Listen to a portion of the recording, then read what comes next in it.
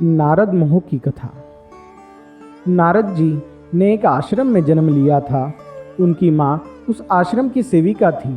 नारद जी का बचपन ऋषि कुमारों के साथ खेल कूद कर बीता। ऋषि महर्षियों के संग ने उनके मन में छिपी हुई आध्यात्मिक जिज्ञासा को जगा दिया और वह भी योग के रास्ते पर चल पड़े। अपनी तपस्या के बल पर उन्होंने ऋषि सिद्धियां प्राप्त की और सदा के लिए अमर हो गए। नारद जी को यह अभिमान हो गया कि उनसे बढ़कर इस पृथ्वी पर और कोई दूसरा विष्णु भक्त नहीं है। उनका व्यवहार भी इस भावना से प्रेरित होकर कुछ बदलने लगा। वे भगवान के गुणगान करने के साथ साथ अपने सेवा कार्यों का भी वर्णन करने लगे। भगवान से कोई बात छिपी थोड़ी ही है। उन्हें तुरंत इसका पता चल गया। भला वे अपने भक्त का पतन कैसे देख सकते थे।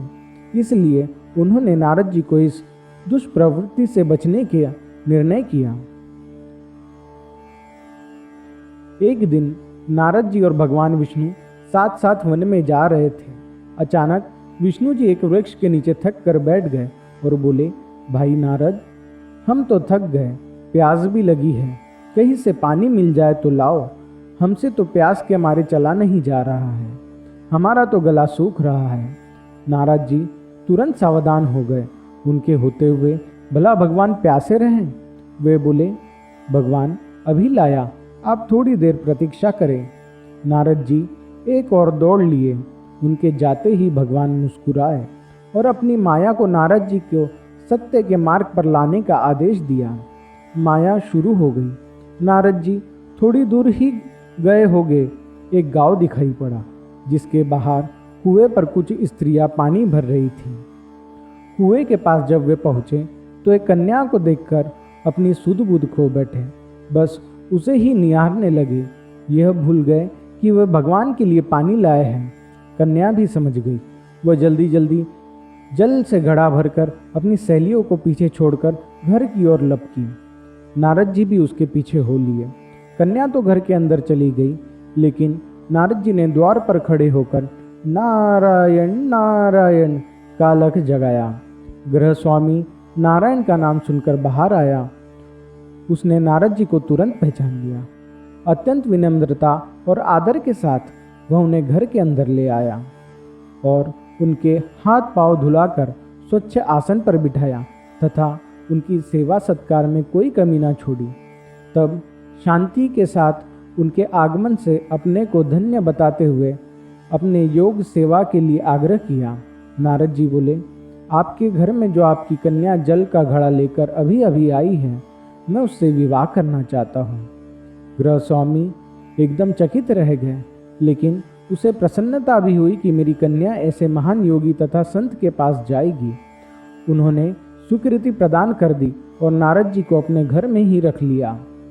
2-4 दिन पश्चात शुभ मुहूर्त में अपनी कन्या का विवाह नारद जी के साथ कर दिया तथा उन्हें ग्राम में उतनी ही धरती के टुकड़े दे दिया कि खेती करके वे आराम से अपना पेट भर सके। अब नारद जी की विनय खुटी पर टंगी रहती, जिसकी ओर उनका ध्यान बहुत कम जाता। अपनी पत्नी के आगे नारायण को वे भूल गए।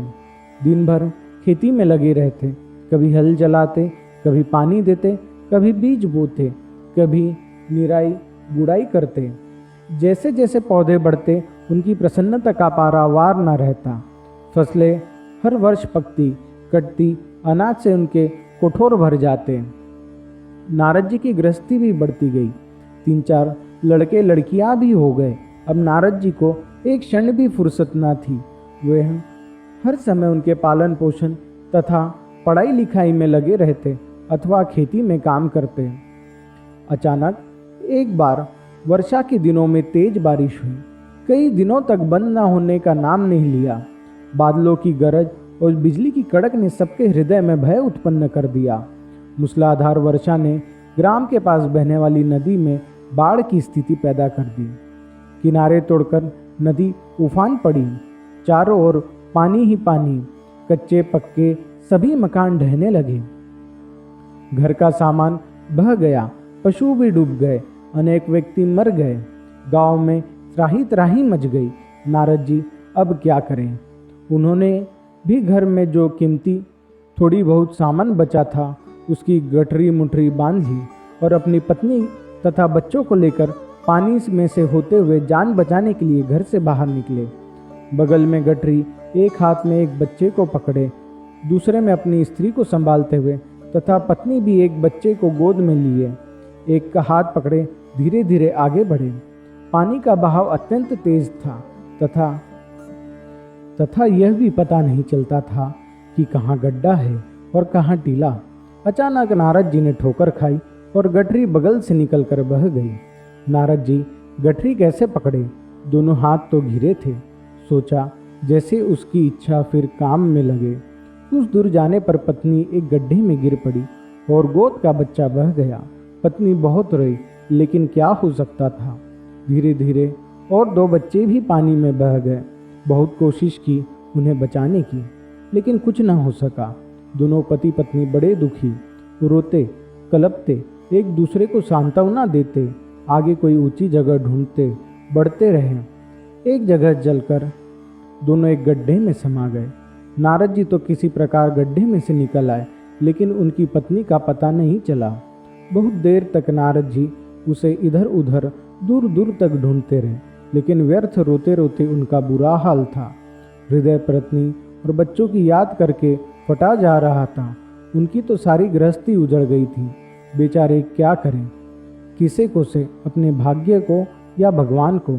भगवान का ध्यान आते ही नारद जी के मस्तिष्क में प्रकाश फैल गया और पुरानी सभी बातें याद आ गई।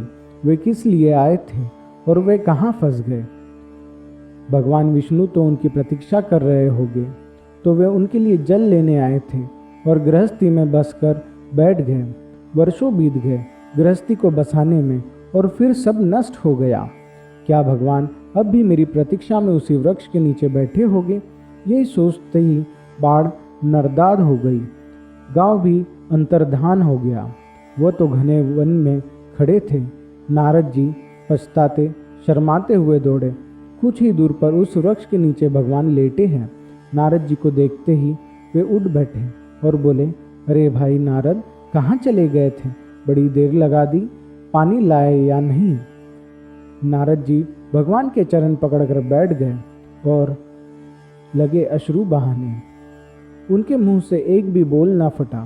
भगवान मुस्कुराए और बोले, तुम अभी तो चले गए।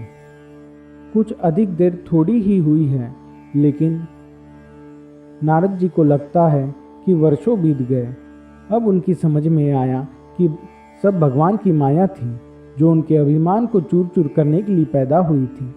उन्होंने बड़ा घमंड था कि उनसे बढ़कर त्रिलोक में कोई दूसरा भक्त नहीं है। जरा सी देर में ढेर हो गया। वे पुनः सरलता और विनय के साथ भगवान के गुणगान गाने लगा। इस कथा से हमें यह शिक्षा मिलती है कि यदि हमारे पास कुछ है और हमने अथक परिश्रम, लगन तथा निष्ठा से कुछ प्राप्त कर लिया है, चाहे वह अपार धन हो, शारीरिक शक्ति हो, भरपूरा परिवार हो या कोई ऊंची योग्यता, पद या यश हो, उस पर घमंड क्यों करें? क्या हमसे ऊपर और लोग नहीं हैं? क्या हम सर्वोपरि हैं?